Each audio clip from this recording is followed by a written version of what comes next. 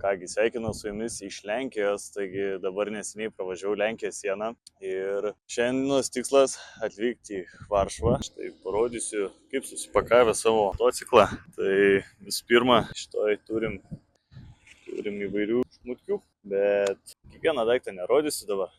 Čia trumpas dabar toks pristatymas bus, ką čia veikiu ir panašiai, ką darau. Tai paskui daugiau bus vaizdų iš pačios kelionės išvažiavimo, dabar sustojęs degaliniai. Taigi šiandien yra tikslas nakvoti Varšuvoje ir bandysiu per 2 dienas pasiekti jau Vokietiją. Ir kaip gausis, taip gausis, bet reikia, galvoju, šiandien paskubėti jau, nes jau link vakaro eina. O dar likę yra 207 km, tai atstumas dar geras. Tai ką, bandom judėti kelionės.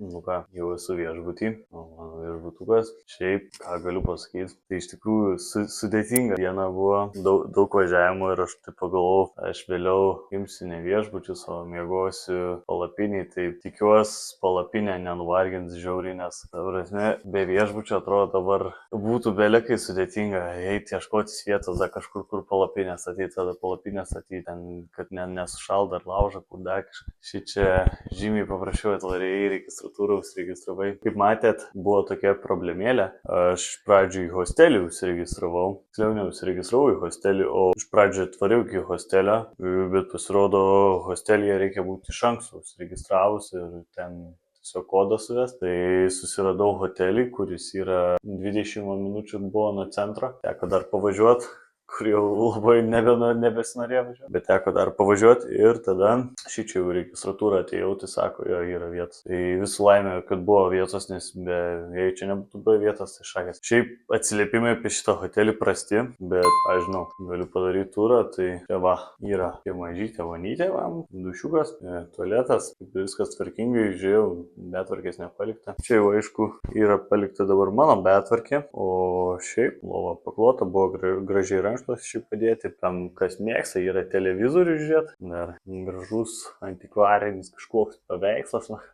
Turiu vaizdą į daržą gražų, kaip ir nesigirdi iš tikrųjų mašinų garsų. Tai va, o apibendrinu šiandienos maršrutą, ką nuveikiau, tai iš tikrųjų daug nenuveikiau, vien tik tai autostradą važiavau, todėl kol kas nieko įdomaus ir neturiu iš tų kadrų prigaudęs. Buvau lietuvių sutikęs kelis kelyje, vieną lenką, kuris irgi pašnekino apie motociklą, sako, fainas motociklas, vieni lietuvių važiavo į Zakopanę, šnekino mane, sako, gal kartu nori, bet sakau, aš varau į kitą pusę, šiek tiek į Vokietiją. O šiaip jo, da prie hostelio vieni bičiukai lenkai pamėtė man tokių žvilgsnių ir liuksų, kad tipo geras motociklas, ten dar kažką parodės pirštų. O šiaip visai Varšuva gražiai, aš buvau Varšuva vieną kartą, tik pravažiavau praeitais metais, kažkaip pro centrą nevažiavau, dabar važiavau pro centrą, tai eismas šiaip labai laksto, bet vaizdas gražus, vaizdas tikrai miesto gražus yra. Ką reikės, galvojau, arba šiandien vakare varyt, dabar va, apsipirkti kelioniai, arba rytoj ryte atsikėlus, apsipirkti visokios džiovintos jautienos ir panašiai, kad turėčiau ką pavalgyti. Tiek matysit sekančių kadrų, tai iki.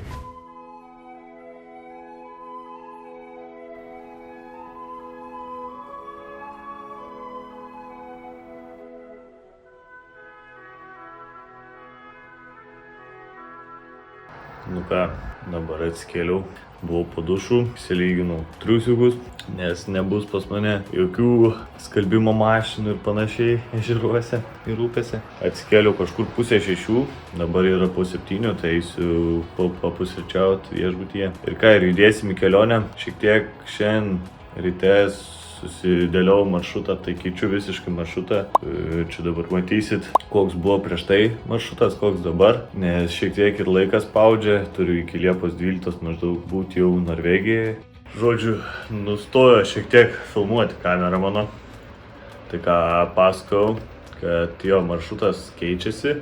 Tai bandysim, dabar jau pavalgysiu pusryčius ir bandysiu jau judėti, esu apskaičiavęs apie 300 km per dieną maršrutui ir turėtų pavykti. Tai dabar va, parodysiu jums, koks rytas gražus yra. Tai va tokį vaizdą matau per langą.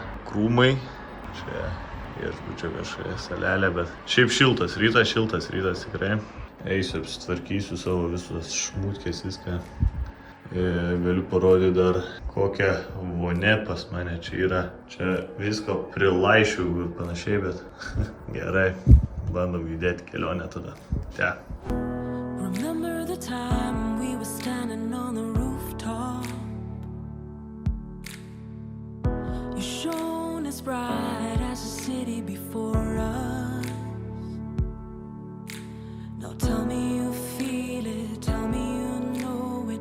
Tell me you're cold and tell me I'm water. And you just keep drowning. Days of thunder I hear, they come when you're near. Why must all the...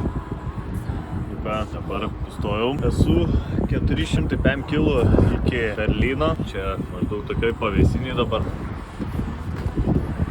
Tokie laukai už manęs javų yra gražus. Čia maždaug dabar sustojau užkandžiaut.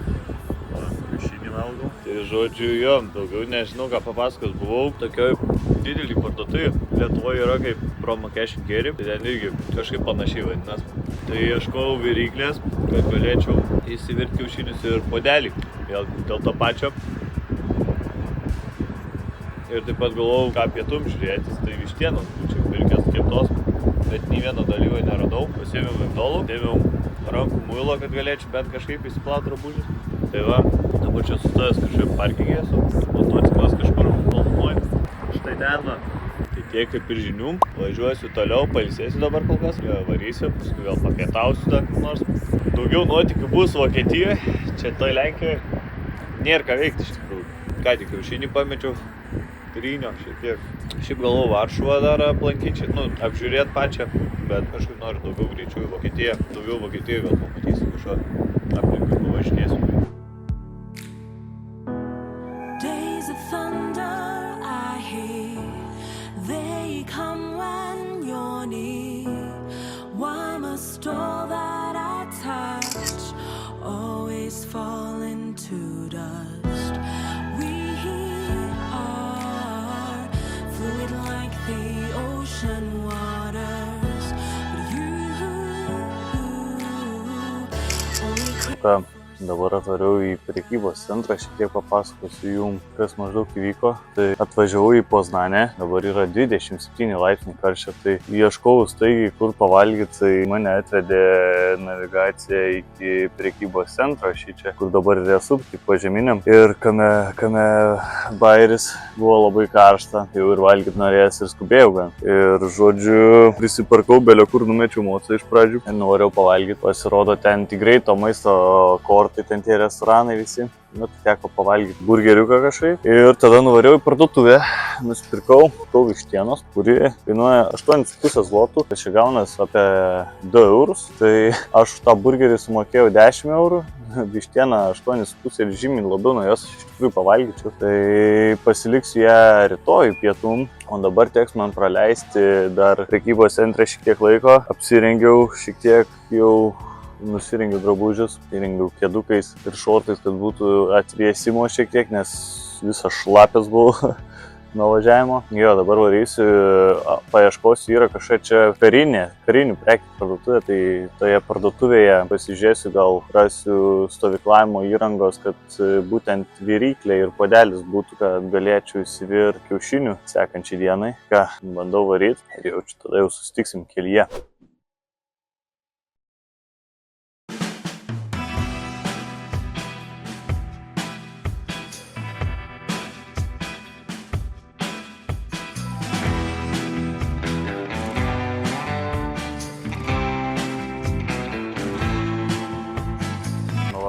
Atvykau į savo vietą jau, kur nakvosiu. Tai, žodžiu, papasakosiu, kas šiandien vyko. Tai labai daug iš tikrųjų įvykių buvo. Visų pirma, variau į tą prekybos centrą, kur rodžiau. Prekybos centre visiškai nebuvo. Variau vieną parduotuvę, tokia kaip Lietuvoje, gal toks viskas būtų panašiai kažkas tokio. Atvariau ir jie, paklausė, ar jie turi ten tą dujų tą viryklę tą, bet neturėjo.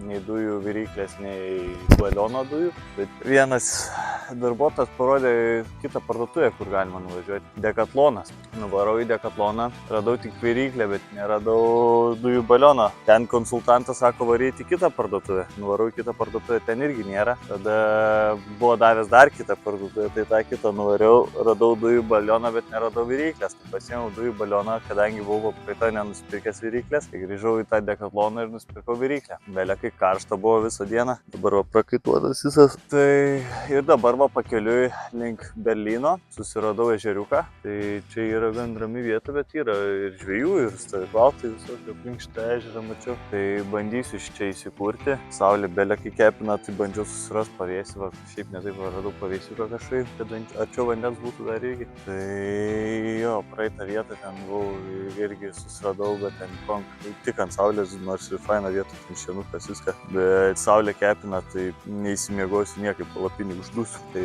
ką, bandau atstatyti tada palapinę, susišnekėsim jau po palapinės statymo.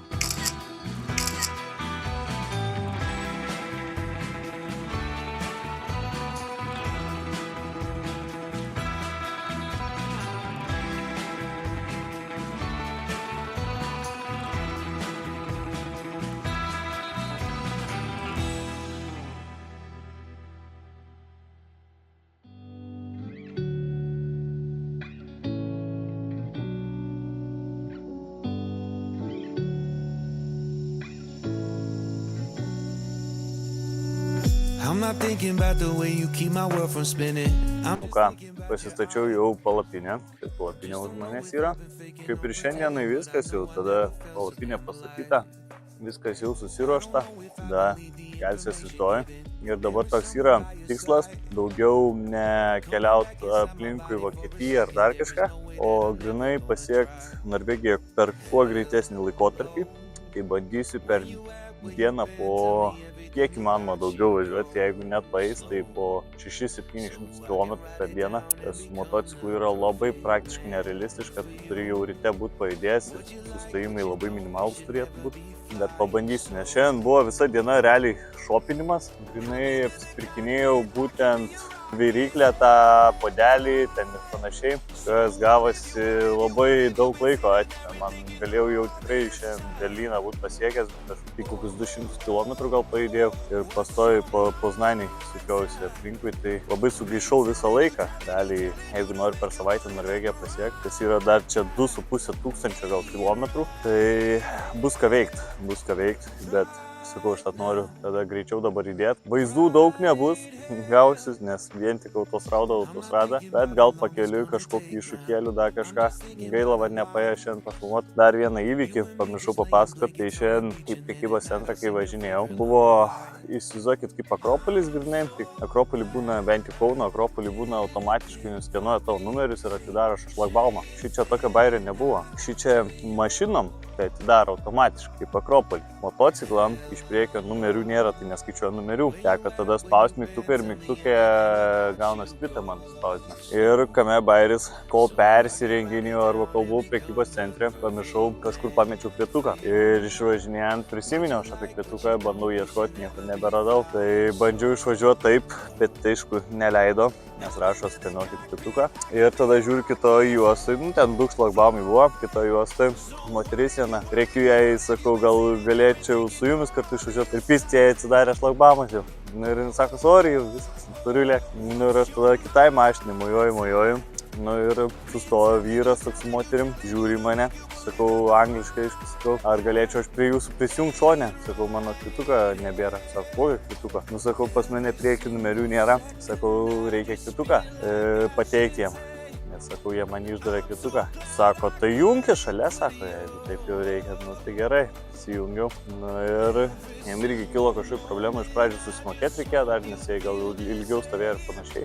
Bet paskui atsidarė šlagbaumas, kai dėjau iš karto gazų ir jie pravažiavo, tai pakėliau ranką, padėkojau. Ir paskui tą viryklę jau ten lakščiau gaudžiuosi ir panašiai. Tai va, tiek kol kas. Galvoju, dar aprodysiu šiek tiek savo produktus, kuriuos šiandien nusipirkau. Tai visų pirma, yra metalinis puodelis. Šiaip buvau užsisakinėjau iš Kinijos prieš kelionę metalinį puodelį, bet taip jau buvo, kad nespėjo atsiųsti man to puodelio ir teko dabar vėl pirkti. Tai dabar turėsiu ir iš Kinijos, ir dabar naują turiu. Va, yra metalinis puodelis, 400 ml. Galėsiu įsivirti jame kiaušinius, kad galėčiau kelionį valgyti. Kitas dalykas yra dujų balenėlis, mažiukas, nes pas mane vietos jau absoliučiai nėra. Ir tada trečias dalykas, tai yra kompaktiška tokia viryklė. Tai žiūrėsiu, rašo, kad užtenka, tiksliau per 5,5 minutės užverda 1 litrą. Patestuosim, pasižiūrėsim. Jau teks testuoti jaučiu Vokietijoje, nes aš tiesiog dabar nenusipirkęs nieko, ką galėčiau gamintis valgyti, ką galėčiau įsivirti, nes iš maisto tai turiu nusipirkęs šiaip rytoj pietum. Šiandien tai pramazinau, šiek tiek toks buvo durnas pirkinys, bet žodžiu, turiu rytoj pietum nusipirkęs vištienos, o toj papasakosiu istoriją, kodėl sakau, kad durnas vienas pirkinys buvo, kad labai, sakau, buvo karštas, skubėjau valgyti. Tai beskubant, kažkur pasigūglinau, žiūriu, yra restoranas, kažką ten pardavinėja valgyti, navai galvoju, važiuoju, žiūriu į prekybos centrą, mane atvedė, tai į prekybos centrą atvažiuoju, žiūriu ten greitą maistą restoraną vien tik, tai teko suvalgyti burgerį. Tas burgeris, sakau, man kainavo apie 10 eurų, tuo tarpu vištiena kainavo 2 eurus, tai sakau, aš tų vištienų galėjau 5 nusipirkti už tą burgerį, o tikrai galėjau labiau nuo jų pavalgyti. Tai va, dabar su tais kiaušiniais, aš šiaip turiu dar tos 2 antinius, bet jų jie man su kiekvieną dieną aš vis labiau bijau juos valgyti, tai pabandysiu rytoj jau damušti pusryčiam 2 antinius kiaušus ir paskui jau Vokietijoje gal nusipirkti mažą pakuotę kiaušinių ir įsivirtos kiaušinius. Tai patestuosim tą puodelį 400 ml, žiūrėsim kaip ten gaus. Gerai, tada sakau jums labanakt ir susitiksim ryte jau, keliausim į Vokietiją. Tai iki.